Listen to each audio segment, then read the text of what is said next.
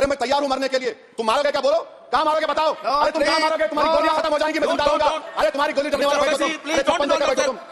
आपका बेहद शुक्रिया कि आपने इन 3 फौजदारी नए कवानीन पर बोलने का मुझे मौका दिया है। सर, मैं शुरुआत में इस शेर से आगाज करता हूं अपनी बात का कि हमको शाहों की अदालत से तवक्को तो नहीं, आप कहते हैं तो जंजीर हिला देते हैं। सर, ये 3 फौजदारी के कवानीन खुद मुजरिमाना है। ये जुर्म की रोकथाम से ज्यादा हुकूमतों के जराइम को कानूनी शक्ल देने के लिए बनाए जा रहे हैं।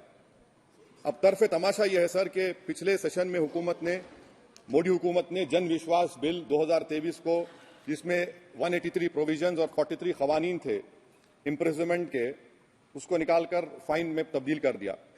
उसमें ड्रग्स एंड कॉस्मेटिक्स एक्ट को भी तरमीम की गई और सजा के बजाय सबस्टैंडर्ड ड्रग्स के लिए आपने फाइन ला लिया। तो मैं ये बोलना चाहूंगा सर कि सबस्टैंडर्ड ड्रग्स के मैन्युफैक्चर के लिए आपने जेल के बजाय फाइन उसमें तब्दील कर दिया, तरमीम करके। तो ये जरूरी है बोलना इस ऐवान में कि जन विश्वास के नाम पर आपने इस सबस्टैंडर्ड ड्रग्स से आवाम को खतरे में डाल दिया। अब आप डीक्रिमिनलाइजेशन की बात करते हैं, जहां पर कंपनीज को सजा देना था वहां पर आपने नहीं किया, फाइन में तब्दील कर दिया। और जो कवानीन नॉन वायलेंट क्राइम्स हैं, सेडेशन, डिफेमेशन, उसको आपने इस नए क्रिमिनल लॉ में ला लिया। तो सर, ये बात साफ हो गई कि जन के लिए अविश्वास, धंधे के लिए विश्वास, ये इस हुकूमत का नया मंत्रा है। और लाइटर वेन में अगर मैं कहूं तो जॉन अलिया ने कहा था कि जुर्म में हम कमी करें भी तो क्यों, तुम सजा भी तो कम नहीं करते। सर, आज सच्चाई इस देश में यह है कि सूट पहनने वाला जुर्म से बच जाता है, जेल से बच जाता है। एक खाकी पहनने वाला किसी को करीब से गोली मार सकता है, हथकड़ी पहने हुए मुजरिम को, उसको कुछ नहीं, जवाबदेही नहीं है। सच्चाई हमारे मुल्क में यह है कि इस ऐवान में जिन पर टेररिज्म का चार्ज है वो इस कानून पर वोट डालेंगे कि टेररिज्म क्या है, नहीं है। सर, मुझे ये कहने की इजाजत दीजिए कि अगर आज भगत सिंह को और मोहनदास करमचंद गांधी को ये 3 कवानीन बनाए जाते तो भगत सिंह और मोहनदास करमचंद गांधी कहते कि रोलट एक्ट है, ये 3 कवानीन रोलट एक्ट है। अब हुकूमत को बताना पड़ेगा कि असल मकौले पुत्र कौन है। सर, सच्चाई यह है कि इस मुल्क के गरीब, दलित, मुसलमान, आदिवासी, इनके लिए जिंदगी से बड़ी कोई सजा नहीं है।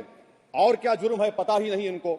सर, अगर हमको रिफॉर्म करना था, इस्लाह करना था, तो हमको उन प्रोविजंस को निकालना था जो हुकूमत और पुलिस को मनमानी करने की इजाजत देती है। हमको वो प्रोविजंस को निकालना था कि जो मंत्रियों को और पुलिस को ये मौका मिल जाता है लोगों को सालों जेल में रखने का, उन पर कोई जुर्म पर साबित नहीं होता। हमको यह करना चाहिए था कि जो प्रोसिक्यूटर होता है वो फैब्रिकेटेड एविडेंस डालकर ताकतवरों को अपनी ताकत की बुनियाद पर उनको छूट दे देता है। हमने वो काम नहीं किया। आज हमारे वतन अजीज भारत में सबसे ज्यादा अंडर ट्रायल अगर कोई है जेलों में तो मुसलमान, दलित, आदिवासी हैं।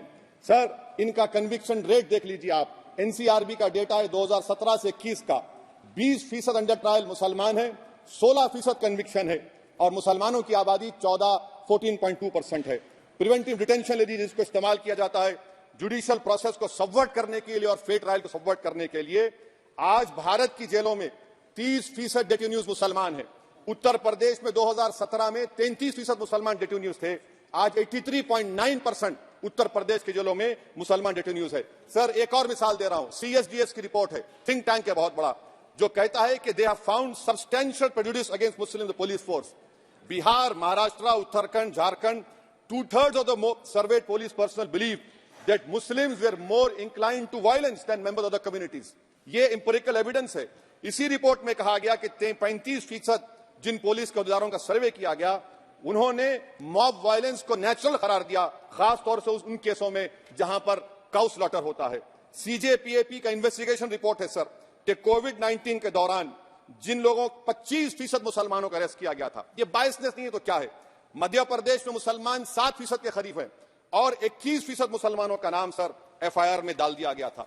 सर, प्रोजेक्ट 39 ने, नेशनल लॉ यूनिवर्सिटी ने उन लोगों का सर्वे किया जिन पर सजाए मौत दी गई। हैरत अंगेज बात यह है कि सर 76% बैकवर्ड क्लास, दलित और रिलीजियस माइनॉरिटी से ताल्लुक था। कितने दलित और एसटी डेथ रो पर हैं सर? महाराष्ट्र में 50%। कितने मध्य प्रदेश में है सजाए मौत के?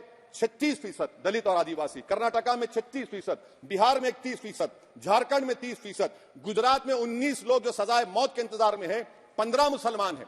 केरल में 60% जो सजाए मौत के मुल्जिम है रिलीजियस माइनॉरिटीज है। सर आखिर इस देश में कब तक ये चलता रहेगा कि अनस्पोकन रिजर्वेशन उन लोगों के लिए, उनके पास पूरा पॉलिटिकल पावर है, और एक अनस्पोकन रिजर्वेशन है दलित, मुसलमान, आदिवासियों के, इनको जेल में रहना पड़ता है। कि आखिर ये कैसे मुमकिन है सर कि आलाजात के जो अक्सरियती तबके के लोग हैं उनके पास सियासी ताकत है, माशी ताकत है, सोशल ताकत है, और मुसलमान और दलित आदिवासी जेलों में पड़े रहते हैं। अरे अगर आप 3 कानून लाकर इस्लाह कर रहे हैं तो कौन सा इस्लाह है? आप तो ताकतवरों का रिफॉर्म कर रहे हैं, गरीबों को इससे क्या फायदा हो रहा है? तो जैसा अंग्रेजी में कहा गया था कि the cure is dangerous than the disease. Sir अब आप आ जाइए BNSS पर, क्लॉज 187, डिटेंशन का पीरियड देखिए सर 187(3) में, यानी 15 दिन से ज्यादा आपको मुश्किल है प्रेजेंटली। अब आपने प्रोविजन दे दिया कि 90 दिन तक आप कभी भी 5 दिन का, 6 दिन का, 10 दिन का, यानी 90 दिन तक किसी को बेल नहीं मिलेगी। और हैरत अंगेज बात यह है कि UAPA के कानून में जिसको जेल में डाला जाता है UAPA में 30 दिन के बाद एक सुपरिटेंडेंट ऑफ पुलिस को कोर्ट में एफिडेविट देना पड़ता है कि क्यों आप पुलिस कस्टडी ले रहे हैं जेल से। आपने वो भी निकाल दिया। यानी जिस किसी को भी आप इस कानून में अरेस्ट करेंगे, UAPA से ज्यादा मैं 90 दिन जेल में रहूंगा। और कौन रहेगा जेल में? मुसलमान रहेगा, दलित रहेगा, आदिवासी रहेगा, और बेल उसको नहीं मिलेगी। तो ये खुद सुन लीजिए, तो यानी कन्विक्शन नहीं होगा, ना बेल मिलेगी, क्योंकि पुलिस कस्टडी है। ये कानून में है सर, आप मुझे करेक्ट कर सकते हैं। अच्छा, DK बासु के गाइडलाइंस को आपने अडॉप्ट नहीं किया। क्लॉज 53(1) आप ये भी नहीं कह रहे कि भाई कौन उसको एग्जामिन करेगा, तो discretion of the medical practitioner. अरे आप ये पुलिस में जब जाते हैं तो पुलिस इतनी खातिर तवाजो करती है कि तलवों से लेकर जिस्म तक पूरे निशानात उसके जिस्म पर रहते, और आप कह रहे हैं कि मेडिकल प्रैक्टिशनर डिस्क्रेशन करेगा तो होगा। अब आप आ जाइए सर इसके ऊपर, आपको बता रहा हूं सर। अब आप देखिए क्लॉज 187 तो आपके सामने जिक्र कर दिया मैं सर। अब आप देखिए क्लॉज 472 मर्सी पिटीशन, आर्टिकल 79 और 161 का कॉन्स्टिट्यूशन का हिस्सा है, और ये आप कानून लाकर कहती हैं कि उसकी तरफ से मर्सी पिटीशन डालेगा तो कन्विक्ट लीगल है अदर रिलेटिव। सर जो सजाए मौत काटेगा वो तो आधा पागल हो जाता है जेल में, आप थर्ड पार्टीज को मौका नहीं दे रहे। ये कौन सा इंसाफ है बताइए आपका? ये कौन सा इंसाफ है आपका? और फिर सर आप ये बताइए कि थर्ड पार्टीज को बाहर कर रहे हैं। अच्छा, कितना टाइम आप दे रहे हैं? कितना टाइम आप दे रहे हैं कि सुप्रीम कोर्ट के रिजेक्शन ऑफ SLP के बाद 30 दिन और गवर्नर के रिजेक्शन के बाद 60 दिन? ये कैसा इंसाफ होगा सर? सुप्रीम कोर्ट ने कहा कि multiple mercy petitions can be filed, आपने उसको भुला दिया। अच्छा सर, अब आप एक और बात देख लीजिए, क्लॉज 479 में ये कहती है कि अगर कोई डिटेंशन पीरियड अपना 1/2 ऑफ द क्राइम जो ऑफेंस का पूरा कर लिया तो उसको बेल मिलेगी। आप तो उसको और खतरनाक कर दिए हैं। आप ये कहते हैं, उसमें ये कहते हैं सर, यहां पर आपने कह दिया क्लॉज 187 में, सॉरी सर, ये डिटेंशन मल्टीपल क्लॉज 479 में अगर एक से बढ़ के ज्यादा ऑफेंस होगा, या ऑफेंस होगा लाइफ इंप्रिजनमेंट का, या पेंडिंग होगा, तो उसको बेल नहीं मिलेगी। अरे हम तमाम तो, ऋषिकांत दुबे आप पर जब केस लगा, आपने कहा कि आपकी गाड़ी पर हमला हुआ, मैं जानता हूं, आप पर तो एक सेक्शन नहीं लगा, कई सेक्शन आप पर लगा दिए गए, तो फिर मुझे बेल नहीं मिलेगी। ये क्या कर रहे हैं आप? किस लिए कर रहे हैं आप अंदाजा भी लगा रहे भाई आज आप वहां बैठे, कल आएंगे इंशाल्लाह, फिक्र मत करिए। पावर इटर्नल नहीं होता, ये तो कुदरत का निजाम है कि जो गंदगी करता है तो उनके लिए किसी और को मौका मिलता है, मगर आपको आना पड़ेगा एक दिन। आप ये गंदगी कर रहे हैं। अच्छा सर, ये बताइए कि हमने आप किसको कितना पर्सन्स वर पेंडिंग प्रोसीडिंग्स इन मोर देन वन ऑफेंस, और चार्जशीट में कई आते हैं, यानी जब हम पर केस बुक होता है सर तो फूल का गुलदस्ता आता है, हर सेक्शन होता है उसमें, तो मुझे बेल नहीं मिलेगी। तो ये एक बात है सर। फिर आप आ जाइए सर, मैं आपको बताना चाहूंगा सर, यहां पर आपको, सॉरी सर ये इतना बड़ा बिल है। फिर आप टेररिज्म पर सर, BNS का टेररिज्म सर, ये बड़ा ही डेंजरस आपने खतरनाक आपने काम किया है। इससे दहशतगर्दी का मुकाबला नहीं होगा, सिविल लिबर्टीज खतरे में पड़ जाएंगे। और सबसे बड़ी बात तो यह है सर, इसमें आपने नोटिफाई करेंगे किसी को टेररिस्ट, कोर्ट क्यों नहीं करेगा? पुलिस वाला कैसे करेगा मुझे टेररिस्ट नोटिफाई? किसी ऑर्गेनाइजेशन को टेररिस्ट घोषित कर देंगे, तो ये खुद सेपरेशन ऑफ पावर्स का वायलेशन है, जुडिशियल इंडिपेंडेंस का वायलेशन है, और इंदिरा गांधी वर्सेस राजनारायण केस का वायलेशन है। तो ये मोदी सरकार जुडिशरी के पावर्स को छीनकर खुद जज, जूरी, एग्जीक्यूशन बन रही है। किसी शायर ने बड़ा अच्छा कहा था सर, वही कातिल, वही मुखबिर, वही मुंसिफ ठहरे। सर मैंडेटरी वीडियो रिकॉर्डिंग आपने कहा कि जिस जगह पर किस प्लेस पर सर्च होता है वीडियो रिकॉर्डिंग की, मैं ये कहता हूं कि जब मेरा अरेस्ट होगा वीडियो रिकॉर्डिंग करिए, क्यों नहीं करते आप? जब मेरे घर पर पुलिस आती है वीडियो रिकॉर्डिंग करिए, जो मैं पुलिस को देता हूं उसकी वीडियो रिकॉर्डिंग करिए, विटनेस स्टेटमेंट होगा क्लॉज 183 में उसका वीडियो रिकॉर्डिंग करिए। क्यों नहीं आप पैसे देते कि हर पुलिस वाले के जिस्म पर एक वीडियो रिकॉर्डर हो और एक्यूज को मिलना चाहिए, आप नहीं मिलता एक्यूज को। हाँ, आपको नहीं है, मुझे मैं जानता हूं। क्लॉज 250 और 262 सर इनकंसिस्टेंट है। तो क्लॉज 250 में 60 डे टाइम लिमिट है डिस्चार्ज के लिए। अगर एक्यूज को कागज नहीं मिलता है, हम सब जेल में गए, मैं कई मरतबा जेल में गया हूं, ससुराल में इतना नहीं गया जितना जेल को जाने का मुझे मौका मिला, चाहे कांग्रेस की तेलुगु देशम हुकूमत रही है। कुछ लोग क्लॉज 262 है, क्लॉज 262 में डिस्चार्ज एप्लीकेशन है, वो फ्रेमिंग ऑफ चार्जेस के बाद डाल सकते हैं। ये defeats the purpose. What is the discharge application which is to prevent police from using delay tactics? Discharge always precedes framing of charges. आप मैं उस वक्त डिस्चार्ज नहीं डाल सकता जब तक कि वो नहीं होगा। अच्छा, क्लॉज 251 263 देखिए sir, time limit for framing of charges in cases of session trials 60 days of first framing charges, warrant charges should be 90 days। मगर आपने क्या किया, होशियारी देखिए, बर्बाद करने का कहानी। 193(9) डाल दिया आपने, can prescribes a 90 day time limit for further investigation. For further investigation, what will happen when supplementary charge sheet are put? Will the accused be acquitted? क्या मुझे छोड़ देंगे आप? क्या कोई time like this is a dead letter? यानी आप तो पूरा का पूरा सिविल राइट्स लिबर्टीज वाले सब छीन ले रहे। अच्छा सर, इसमें आपने लिंचिंग का एक कानून बनाया बीएनएस में, सेक्ट क्लॉज 103 में। अब आप इसमें देखिए सर, लिंचिंग कब हो सकता है? जब आप ये बताएंगे कि ये पर्सनल बिलीफ पर मारा गया, किसी को जेंडर पर मारा गया, कास्ट पर मारा गया। सर, आप तो एक्यूज को तो मौका दे रहे हैं छोड़ने के लिए, आप तो एक्यूज को मौका दे रहे हैं। अच्छा, पर्सनल बिलीफ में रिलीजन क्यों नहीं लिखते भैया आप? इन तीनों कानून में रिलीजन इस्तेमाल किया गया, पर्सनल बिलीफ में रिलीजन नहीं आता।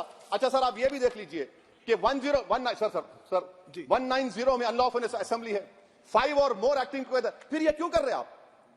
5 मिलकर भी मर्डर करेंगे तो एक 103 भी तो आपने कर दिया, तो इनका यानी ये तो इसका अनलॉफुल एक्टिंग टुगेदर है।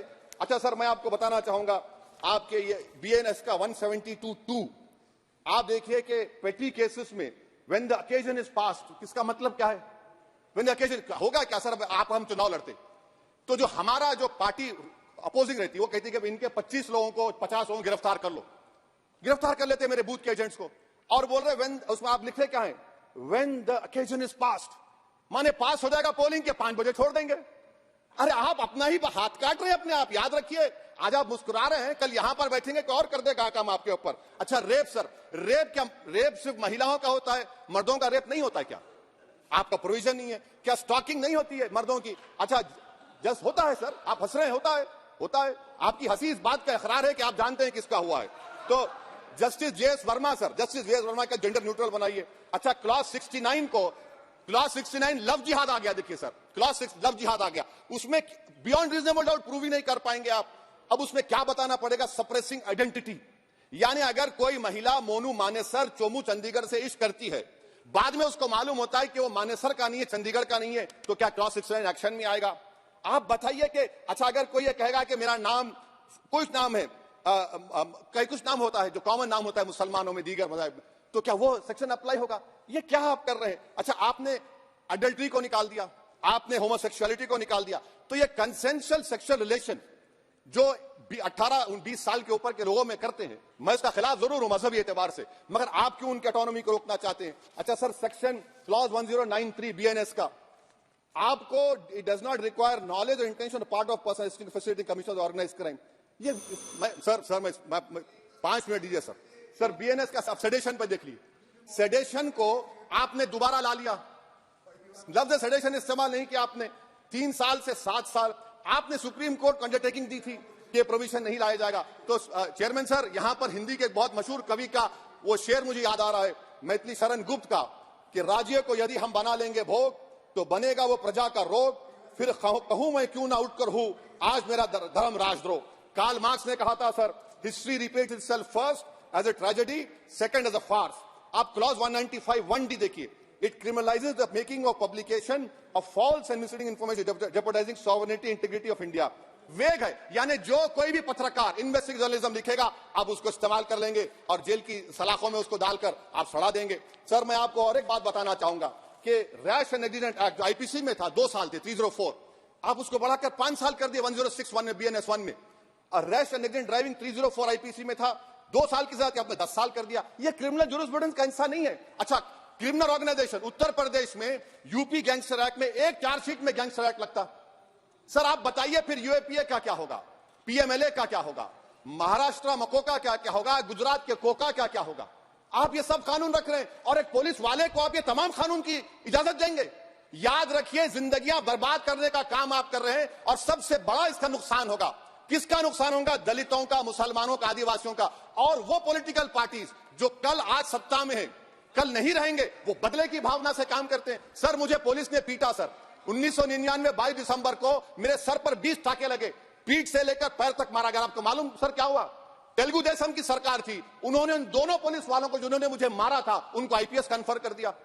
अरे मैं तैयार हूं मरने के लिए, तुम मारोगे क्या? बोलो कहां मारोगे बताओ। अरे तुम कहां मारोगे? तुम्हारी गोलियां खत्म हो जाएंगी, मैं जिंदा रहूंगा।